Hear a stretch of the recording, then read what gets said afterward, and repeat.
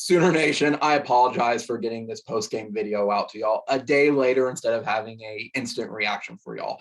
As you can see, probably around the color still around my cheeks, as well as my nose and my still hoarse voice. I attended the game yesterday, and despite us struggling against Nebraska, we still came out of there with a win. It's just very draining to be out in the heat all day, as well as it took about 3 hours just to get home yesterday, just because of the sheer amount of traffic on 35 or 44, whichever interstate it was at this point, and just coming in and just resting. I think I rested for about 3 or 4 hours yesterday, got up, saw it was 9:30, went straight back to bed at that point. It just was a very draining day. No, I did not faint. No, I was hydrated, but even then, it was just a long day because you had to be there super, super, super early. So that all being said, as I mentioned, I did attend the game, and I want to share with y'all a couple photos from the game with it before I go into like kind of the pregame stuff, the pregame at the actual game, kind of the offense, defense for both sides, and then the next steps kind of going forward. So if I can bring this up, there we go.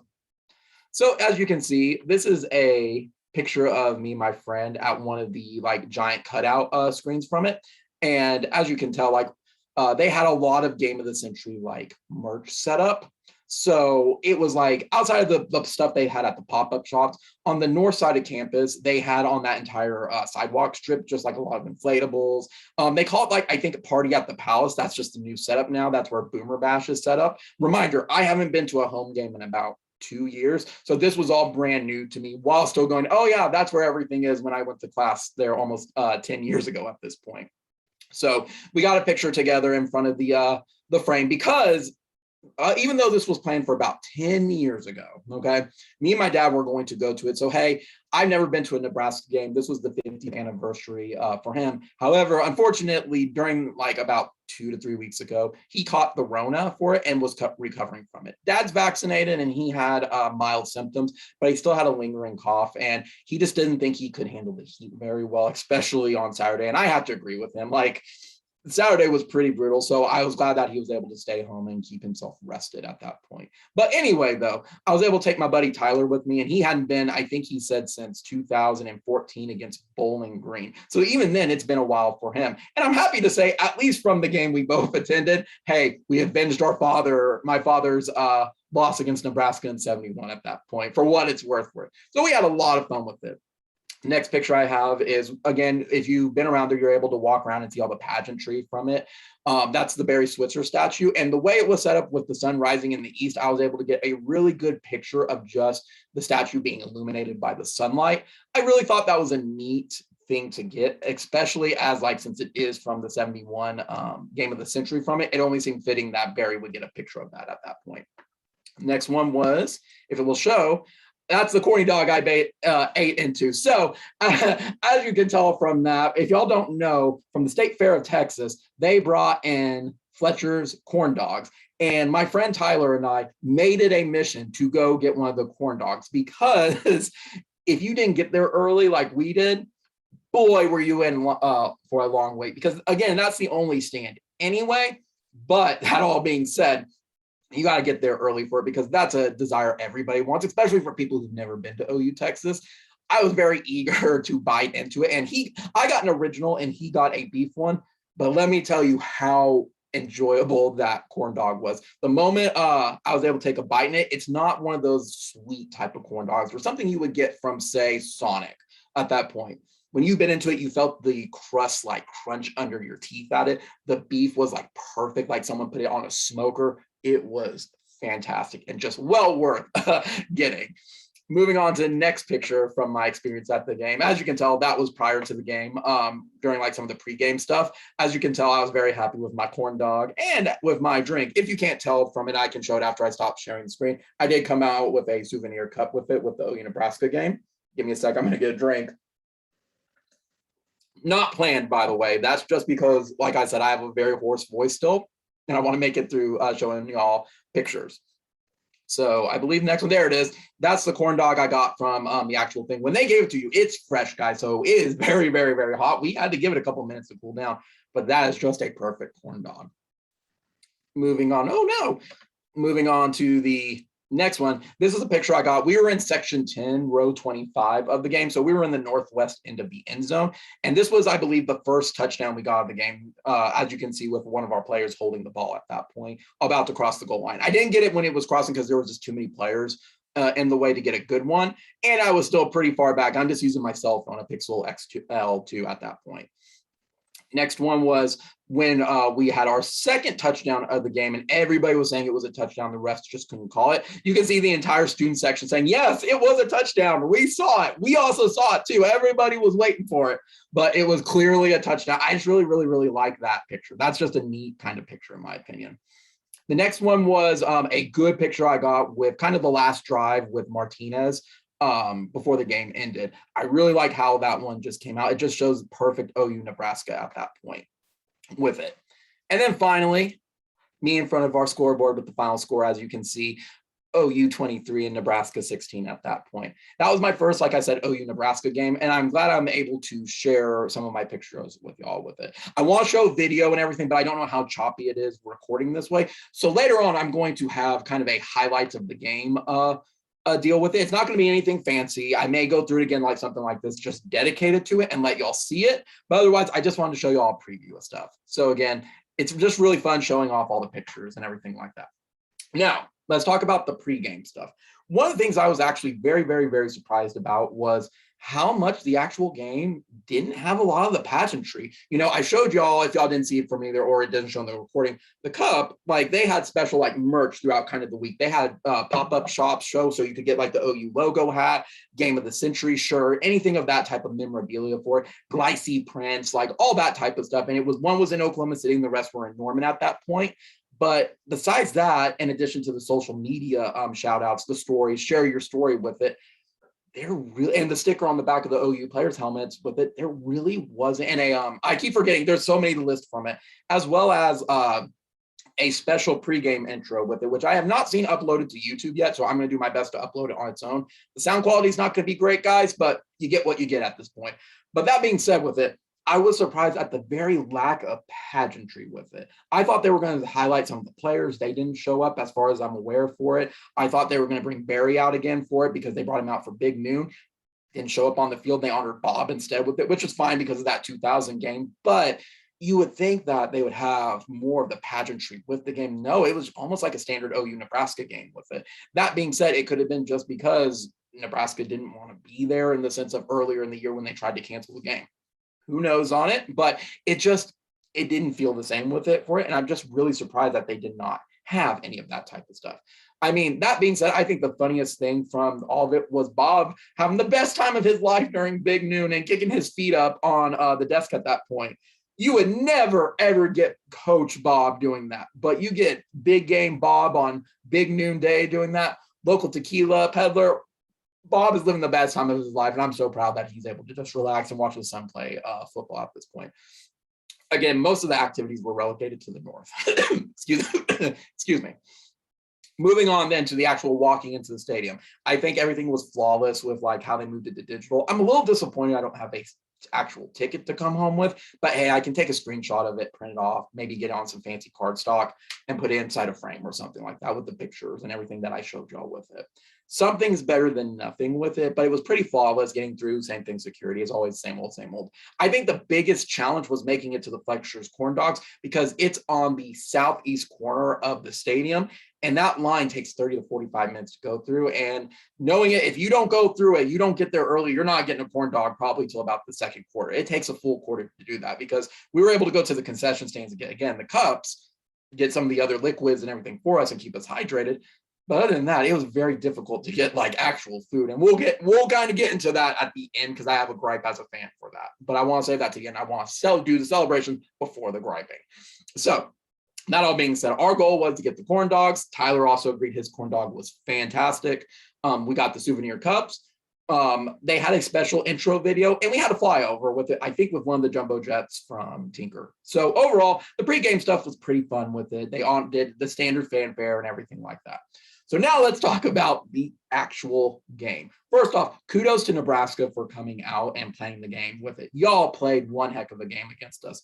I still think y'all are just an okay team, but y'all are proving me wrong. And same with Tulane. When I say y'all are an okay team, y'all come out and we make y'all look like some of the best teams in the nation at this point. So what room do I have to talk at this point?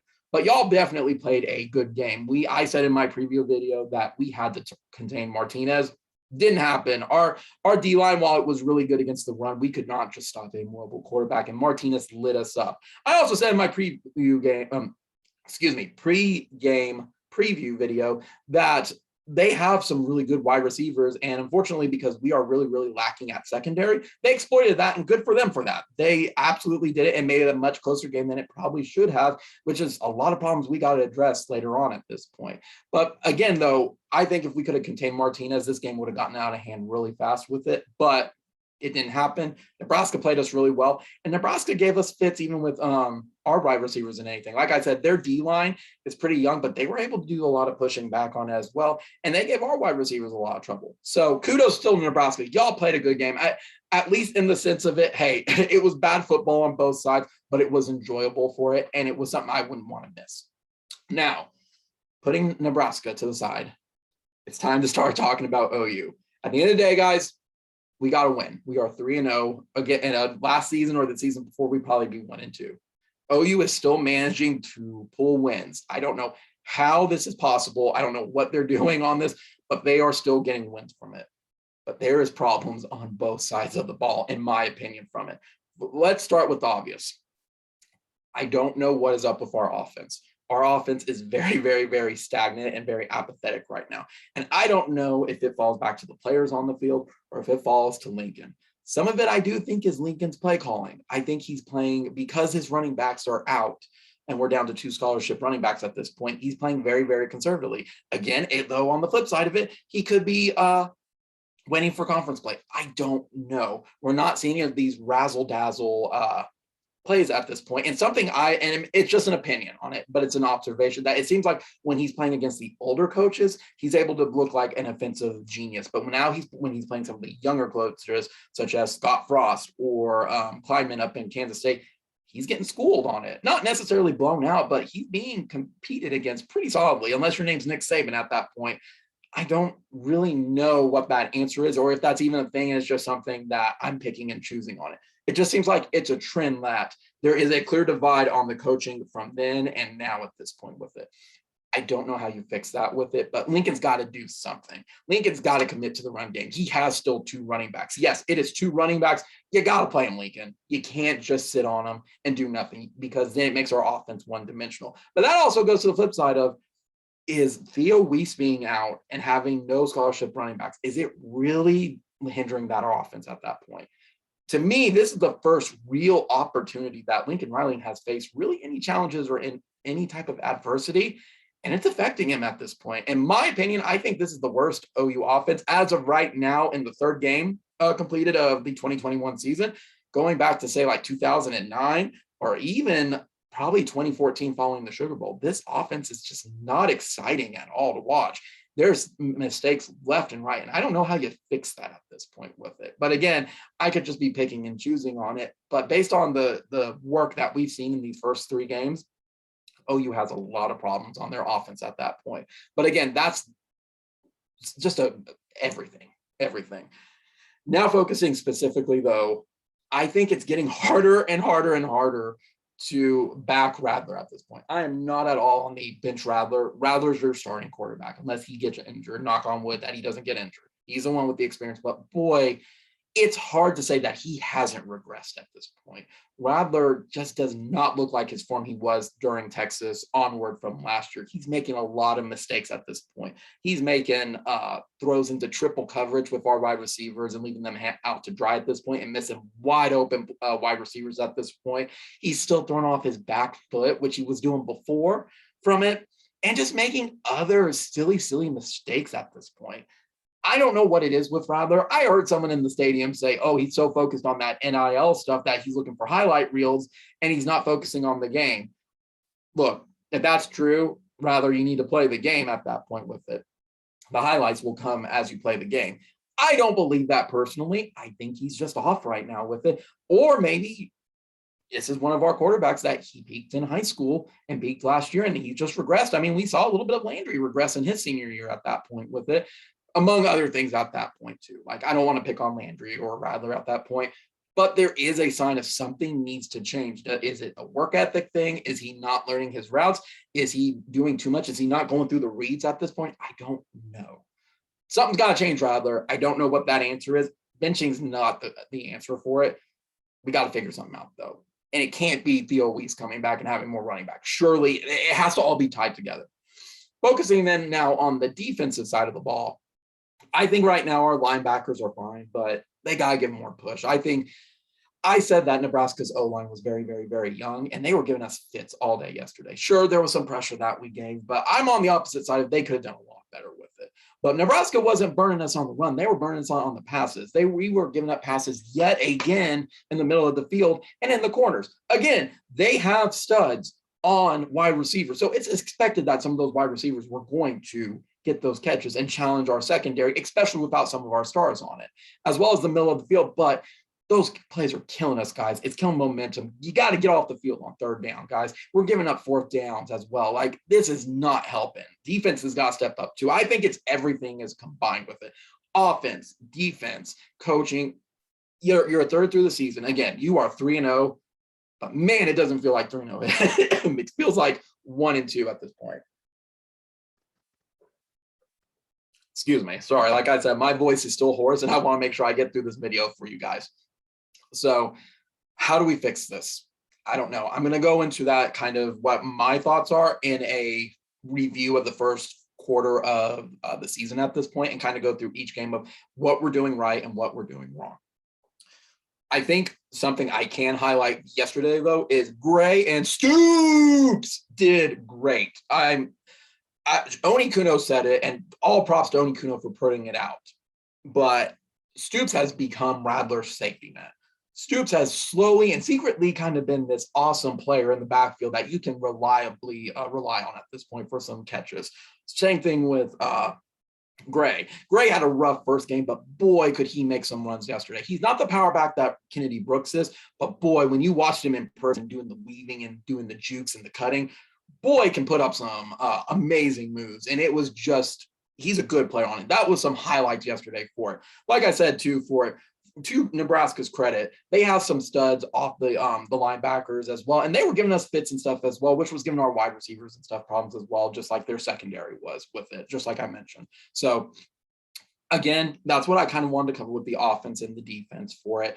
We won, but there's a lot of issues we got to work out, and there's some teams looking at going forward and looking ahead with it. And I don't want to go too much into it because I want to focus on Nebraska in this game with it. I'm a little worried. I'm not going to lie. So we'll get into that later on. But the two things I did want to cover, because it was just things you experience in the game that you can't just experience like watching it at home.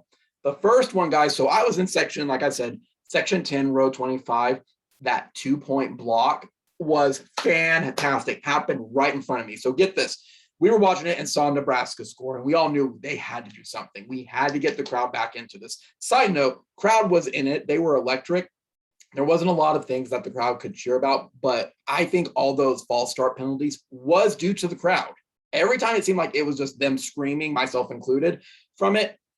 And I do think that played a factor against Nebraska and their false starts. I really, really honestly believe that. So kudos for the crowd for coming out. It was a packed stadium. That was the true first packed stadium for a big game since COVID started. So kudos for everybody being there, both OU and Nebraska at that point. Another funny one, like I said, well, I'll go back to the 2-point in a sec. There's experiences that you can't have. So it was funny when the big throw to Stoops, everyone around me was going, I'm hating Rattler right now. He's not making good throws. I don't like this formation, because that was the formation where they had everybody, the wide out set. And they said they need to be running it. They need to do this. I agree with them. We needed to run more. I'm like, no. This is perfect setup. I said, look who's out in the backfield at this point. It was Stoops, and it was also, I think it was Hazelwood. I'm like, they're going to do something with that at this point. And boy, did it happen. It was Rattler's long ball to Stoops. And I'm like, the guy behind me was going, I don't like this formation. I don't like this formation. After that happened and we got that big first down, I was one of, I like this formation. I really like this formation. And everyone was laughing around us. We were all having a good time with it. Back to the 2-point though. So After Nebraska scored, though, we saw like something had to happen. You had to get this team motivated. You had to change that momentum because Nebraska was gaining on us really fast. And boy, did it happen, because right in front of me, okay, like right in front, you saw the kick happen. Everybody was chanting to block the kick, do something. Kick happened. It twirled in the air. You say, I believe it was no, it wasn't DJ Williams. It was Pat Fields. He grabbed the ball, and boy, did he turn on afterburners and run. The entire stadium was shaking and just screaming. Like, you don't see that. And boy, did that get the players, and boy, did that get the fans back into it. And you saw that momentum swing when OU scored on the next play at that point. So that play is one of those memorable things. And in my opinion, that was Sooner magic. That was happened right in front of us. Funny, again, it always seems to happen in front of Nebraska, because the two things that immediately went through my mind as this was going, as I was cheering, like it was all kind of happening at the same point, was, oh no, they're doing it to us again. And I can't think of the other one. It was the Superman at that point, with the flip and catching it at that point and bolting back. I feel bad for Pat Fields that it was only 2 points, because boy, did he run fast on it. But it was such an amazing thing to see at Owen Field on it. It's so different seeing it on television versus seeing it in person. That's probably one of the best plays I've ever seen for it, because you don't expect it, especially a field goal. That's one of those very special things, in my opinion. So that was one of 2 stories, but I have a third one as well, was the interception. The interception was absolutely insane, because what happened was we saw Martinez throw a very lazy pass. Martinez did not throw that pass very well. None of us in our end zone, because it happened on the other side of the end zone, saw it. He caught it, and then when they showed on replay was when everybody went, oh my gosh, what just happened? Nobody saw like the actual catch with the one hand and the roll at that point. Nobody saw that particular part on it. And then the stadium just lit up again at that point. So that interception highlight reel, you're going to see that with part of our jump man. I don't have it on this shirt. They don't have it with the jump man tees and everything, and really promoting that at that point with it. I can see prints of that. That's going to be one of those memorable things from the 2021 season, regardless of what happens. That was just not even a normal catch. That was a huge talent mismatch catch at that point. And I know there's people who've been complaining about it. Guys, let it go. It was a great interception for it. The game wasn't in danger. I say that in quotes, but it wasn't in danger at that point. So that was 3 stories I really just wanted to share. It was a fun experience. It was fun being with the other student fans. We had some Husker fans with us as well in the crowd and everything like that. So that was just kind of a brief overview. Now, as a fan, I do want to have my one gripe. I get my one gripe, and this is going to be my soapbox I am on. I think it's a combination of 11 a.m. kicks and everything else. With Fox not listening to the 11 a.m. kicks and using common sense of going back to the joke of we only wanted to play Nebraska during a night, or wanted a night game against Nebraska. We had people fainting left and right yesterday, guys. And some of that falls on Fox. Shame on you, Fox, for even putting this on 11 a.m. That's my opinion on it, but they know better than to do that, especially with September weather in Oklahoma. Everyone knows it's hot, especially at 11 a.m. I couldn't even fathom if this was a 2:30 kickoff at this point. Everybody would be falling over. But Fox could have gotten better on this one. It would have been a lot of hassle with it. Guys, I can attest for myself with it. When I was waiting downstairs getting some concessions for me and Tyler, I saw a person faint right behind me, and I bolted right up to the concession stand, like, can you give me water? I will pay for it. We just need it right now, as someone's trying to go get security and event staff to help them out. As far as I'm aware, when security came in, they were able to give her some liquids and food, liquids and relief at that point. But that wouldn't have happened if we had more efficient stuff with it, which there's another part I'll mention as well with it. Another part was, as the game ended, we saw a guy walk up. You saw his face pale. I don't know if he had a couple drinks from the stadium with it, if he was just over here. He fell over and hit his head on the bench with it. We stuck around a little bit to make sure he was okay, because security was already on it at that point with it. So we didn't really have to worry. We just wanted to make sure, like, if they needed any assistance, we were already there to help them with it until someone else could have helped at that point. See, the emergency preparedness coming out in me and the emergency response. But he was okay, it looked like. They asked him the questions of, what's your name? Do you know where you are? Who won the game? The priorities of who won the game. Everyone was a little bit chuckling when he's like, yeah, I know you beat Nebraska, but we played pretty badly. He was okay with it, but they wanted to make sure with it. I think a lot of that comes with a combination too of, like, OU released a statement today where it's like, we understand the problems with concessions, but unfortunately we don't have a lot of it because we don't have the people to work it. Well, come work for us, guys. OU, I gotta hate y'all for a moment and say this, but guys, pay your employees and you'll have people come work the stands. It's not a controversial issue. People aren't coming because they're not going to pay minimum wage for this. Get over it, open your checkbook up, and people will be able to get the concession stands, and you won't have that clogging up like you did yesterday. The other side of it too was there was a problem because they were only accepting card and only accepting a cash. And as far as I'm aware, I didn't see it anywhere else, but as far as I'm aware, they weren't selling bottled water in the stands with it, probably because of COVID and the exchange of like cash stuff. So you were very limited to the concession stands. The other part of it was where the alcohol vendors are set up. It really clogs up high traffic areas because as you have like the concession stand, right? And they go kind of, I guess, north, south, east, west, however you want to do it. Let's go with north, south, or east, west at this point. They're going east and west. Well, where the alcohol vendors and carts are set up, they're going north and south. Those lines bleed into those concession stands, and you're creating just not only clogs in the traffic, but just people trying to get from left and right and stopping people when they need help to like get water, get emergency, everything like that, services. So I think it's a combination of everything. I think it was an 11 a.m. kick. I think it's logistics stuff that you just got to do better on. Just like our offense and defense, you got to work out some stadium logistics. And remember, if y'all guys don't know, I worked for Sooner Vision during my undergrad years with it. I understand there's logistics to it, but there is some like, y'all know the answer. You just don't want to say the answer with it at that point. So again, I think they're going to work on that and see what they can do with it. Open up the checkbook, guys, and you won't have these problems. So anyway, that's all I've got, guys. Again, I want to tell everybody, thank you all for tuning in at this point. I got an extra subscriber. Remember, comment, rate, subscribe. I'm up to 41, and my goal is to reach 1,000 by the end of the year. Again, that's ambitious, but hey, I want to try to get there. I'm an ambitious person. Depending on when this video is uploaded, we have the live stream later tonight, or this is going to be uploaded immediately after the live stream. So be sure to tune in for my live streams. They happen every Sunday during football season at 8 o'clock Central Standard Time as well as look for my video for sights and sounds for the game.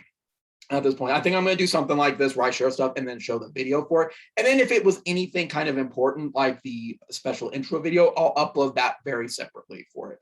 Again, wear a mask, guys, and get vaccinated. We see the stuff slowly decreasing. That was my ultimate decision why I felt safe that I could go to the game. And I only even wore a mask when it was like walking around like the outside of campus, and inside when it was very crowded, I would put the mask on at that point with it. But in my actual stand, I didn't feel unsafe around people. From it, I was only around maybe 6 other people at that point. But again, it's important. It helps out every single person who can't get vaccinated again. So again, guys, comment, rate, subscribe. I want to hear it. My plan for this week is West Virginia upload either Wednesday or Thursday, as well as giving you all an extra video, just kind of reviewing the first quarter of the season. It's crazy that we're already 3 weeks past that. We've already done Tulane, Western Carolina, and Nebraska at this point. So I kind of want to recap the positives, negatives, and what we can look forward to in our next 3 games. So I hope everyone has a great evening. Have a good rest of your weekend. Boomer Sooner, and there's only one Oklahoma.